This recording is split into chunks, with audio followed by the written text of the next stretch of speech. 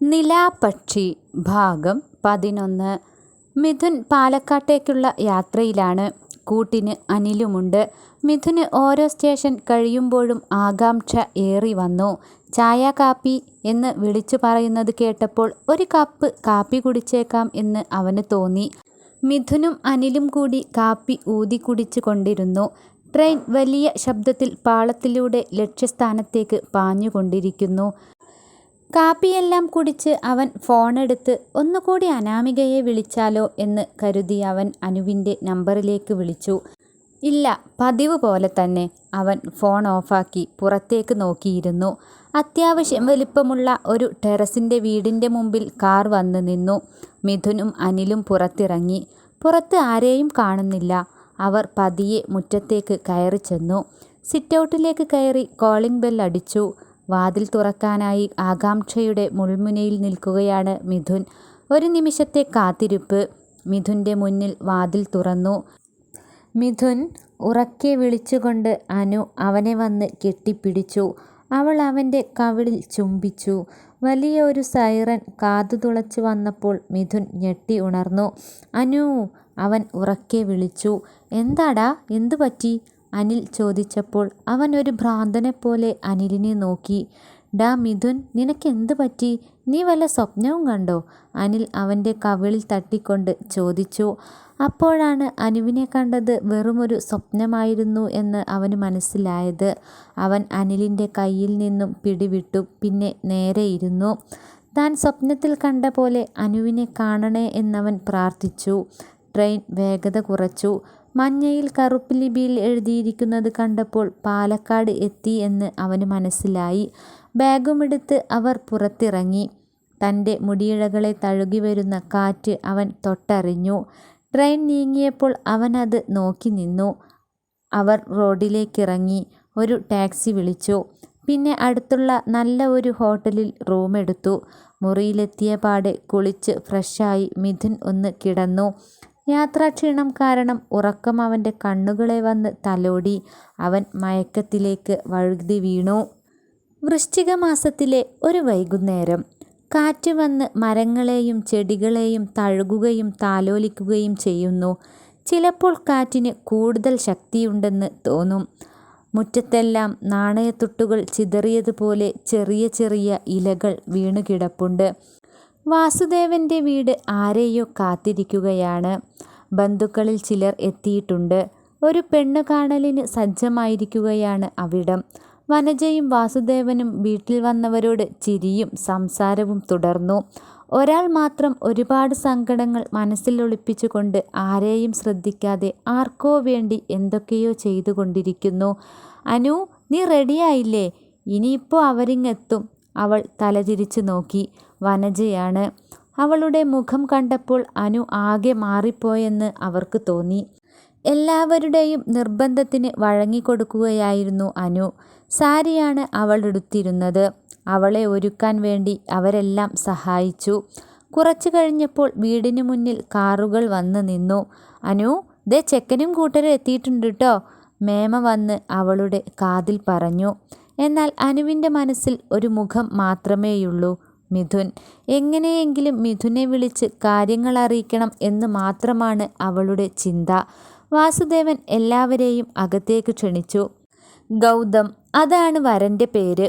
ആരും ഇഷ്ടപ്പെടുന്ന പ്രകൃതം, കാണാനും സുന്ദരൻ, എഞ്ചിനീയറാണ്, നല്ല തറവാട്ടുകാർ. ഇതിനു മുൻപ് കൃഷ്ണൻ ഗൗതമിൻ്റെ കാര്യം പറഞ്ഞിരുന്നെങ്കിലും അനു പഠിക്കുകയാണെന്നും പറഞ്ഞ് ഒഴിവാക്കിയതാണ്. വാസുദേവനും വനജയ്ക്കും ചെറുക്കനെ ഇഷ്ടമായി. പെണ്ണിനെ വിളിക്കാം, കൂട്ടത്തിലെ കാരണവർ പറഞ്ഞു. വാസുദേവൻ വനജയെ ഒന്ന് നോക്കി. നീ അവളെ വിളിക്ക്, വാസുദേവൻ പറഞ്ഞു. വനജ അകത്തേക്ക് പോയി. ചായക്കപ്പടങ്ങിയ ട്രേ അനുവിൻ്റെ കയ്യിൽ കൊടുത്തു. അനു അത് വാങ്ങി മെല്ലെ മുന്നോട്ട് നടന്നു. അവൾ ഹാളിലെത്തി. ഗൗതമിൻ്റെ മുന്നിൽ വന്ന് നിന്നു. അവന് നേരെ ചായക്കപ്പ് നീട്ടി. ഗൗതം അനുവിൻ്റെ മുഖത്തേക്ക് തന്നെ നോക്കിക്കൊണ്ട് ചായക്കപ്പ് എടുത്തു. അവന് ഒറ്റ നോട്ടത്തിൽ തന്നെ അനുവിനെ ഇഷ്ടമായി. എന്തെങ്കിലും സംസാരിക്കാനുണ്ടെങ്കിൽ ആവാം, കൂട്ടത്തിൽ നിന്നും ഒരാൾ പറഞ്ഞു. അനു ആ അവസരത്തിനായി കാത്തിരിക്കുകയായിരുന്നു. മിഥുൻ്റെ കാര്യം പറയാൻ മനസ്സുകൊണ്ട് അവൾ തീരുമാനമെടുത്തിരുന്നു. വാസുദേവൻ അത് വേണോ എന്ന മട്ടിൽ ഇരുന്നു. വല്ലാതെ എന്തെങ്കിലും പറഞ്ഞു കഴിഞ്ഞാൽ പിന്നെ എന്തെങ്കിലും സംഭവിച്ചാലോ എന്ന് കരുതി അയാളൊന്നും മിണ്ടിയില്ല. ഗൗതം അകത്ത് മുറിയിലേക്ക് ചെന്നു. അനു ജനാലക്കരികിൽ പുറത്തേക്ക് നോക്കി നിൽപ്പുണ്ട്. ഹലോ. എങ്ങനെ തുടങ്ങണം എന്നറിയാതെ ഗൗതം വിളിച്ചു. അനാമിക എന്നാണല്ലേ പേര്? എനിക്ക് അനാമികയെ ഇഷ്ടമായി. ഈ ആലോചനയുമായി മുന്നോട്ടു പോകാൻ ഞാൻ വീട്ടുകാരോട് പറയാൻ പോവുകയാണ്, അവൻ പറഞ്ഞു. ഇനി അനാമികയ്ക്ക് എന്തെങ്കിലും പ്രത്യേകിച്ച് അഭിപ്രായമുണ്ടെങ്കിൽ തുറന്നു പറയാം. എന്നെ ഇഷ്ടമായില്ലെങ്കിൽ അതും പറയാം. എന്തായാലും അത് തുറന്നു പറയണം. നാളെ ഇനി ഇതിൻ്റെ പേരിൽ ഒരു പ്രശ്നമുണ്ടാകരുത്, അവൻ പറഞ്ഞു നിർത്തി.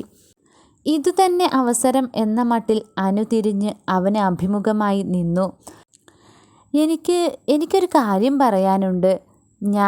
അവൾ പറയാൻ എന്തോ ഭാവിച്ചതും വനജ വാതിലിനരികിലെത്തിയതും ഒരുമിച്ചായിരുന്നു. ദാ അപ്പുറത്ത് നിങ്ങളെ തിരക്കുന്നു, വനജ പറഞ്ഞപ്പോൾ അനു നിസ്സഹായയായി. ഗൗതം ചിരിയോടെ അനുവിനെ നോക്കി. എന്താണ് പറയാനുള്ളത്, അവൻ ചോദിച്ചു. അവൾ ഒന്നും മിണ്ടാതെ തലകുനിച്ച് നിന്നു.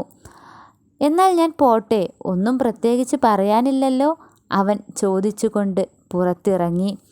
വാതിൽക്കൽ നിന്നിരുന്ന വനജ അവളെ ദഹിപ്പിക്കും മട്ടിൽ ഒന്ന് നോക്കി. ആ നോട്ടത്തിൻ്റെ തീക്ഷ്ണത സഹിക്കാവുന്നതിലും അപ്പുറമായിരുന്നു. അനു മിഴികൾ താഴ്ത്തി. എല്ലാവരും ചായ കുടിച്ചു. ഗൗതം മനസ്സിൽ അവളെ ഭാര്യയായി തെരഞ്ഞെടുത്തു. അവന് അവളെ അത്രയ്ക്കും ഇഷ്ടമായി. അവളുടെ കണ്ണുകൾക്ക് എന്തോ ഒരു വശ്യതയുള്ളതുപോലെ അവന് അനുഭവപ്പെട്ടു. നിശ്ചയത്തിനുള്ള ദിവസം ജ്യോത്സ്യരെ കണ്ട് തീരുമാനിച്ചിട്ട് അറിയിക്കാമെന്നും പറഞ്ഞ് അനുവിൻ്റെ ജാതകവും വാങ്ങി ഗൗതവും കുടുംബവും അവിടെ നിന്നും ഇറങ്ങി. ഇറങ്ങുമ്പോൾ ഗൗതം അനുവിനെ നോക്കി. അനുവും എന്തോ ചിന്തിച്ചുകൊണ്ട് ഒന്ന് അവനെ നോക്കി. ഗൗതം മിഴികൊണ്ട് അവളോട് യാത്ര പറഞ്ഞു. പക്ഷേ അനു മുഖം താഴ്ത്തുകയാണ് ചെയ്തത്. വാസുദേവനും വനജയും കുടുംബാംഗങ്ങളുമെല്ലാം ഗൗതമിനെ പറ്റിയുള്ള സംസാരത്തിലാണ്. എല്ലാവർക്കും അവനെ ഇഷ്ടമായിരിക്കുന്നു. ജാതകങ്ങൾ തമ്മിൽ ചേരണേ ഭഗവാനെ, വനജ മനമുരുകി പ്രാർത്ഥിച്ചു. എല്ലാം ശരിയാകും, ഇത് ഭംഗിയിൽ നടക്കും, വാസുദേവൻ നെടുവീർപ്പിട്ടു.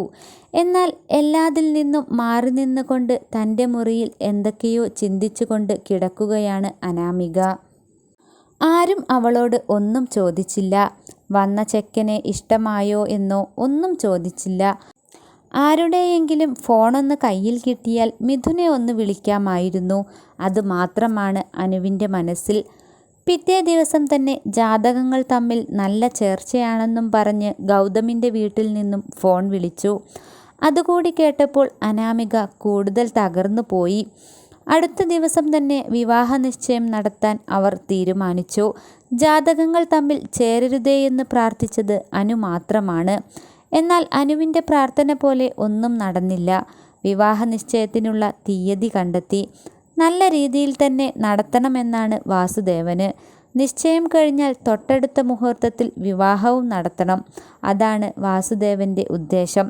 അയാളുടെ ആഗ്രഹങ്ങൾ പോലെ എല്ലാം നടന്നു. എന്നാൽ തൻ്റെ ആഗ്രഹങ്ങളും സ്വപ്നങ്ങളും ഒരിക്കലും ഇനി നടക്കില്ലെന്ന് മനസ്സിൽ തീരുമാനിച്ചുകൊണ്ട് ഒരുപാട് സങ്കടത്തോടെ ഇരിക്കുകയാണ് അനു. മിഥുൻ എങ്ങനെയെങ്കിലും എത്തി തന്നെ ഇതിൽ നിന്നൊന്നും രക്ഷിച്ചു കൊണ്ടുപോകണേ എന്ന് മാത്രമാണ് അവളുടെ പ്രാർത്ഥന. അവളുടെ പ്രാർത്ഥന ഭഗവാൻ കേൾക്കുമോ? അതറിയണമെങ്കിൽ നിലാപക്ഷിയുടെ അടുത്ത എപ്പിസോഡ് വരെ നമുക്ക് കാത്തിരിക്കാം.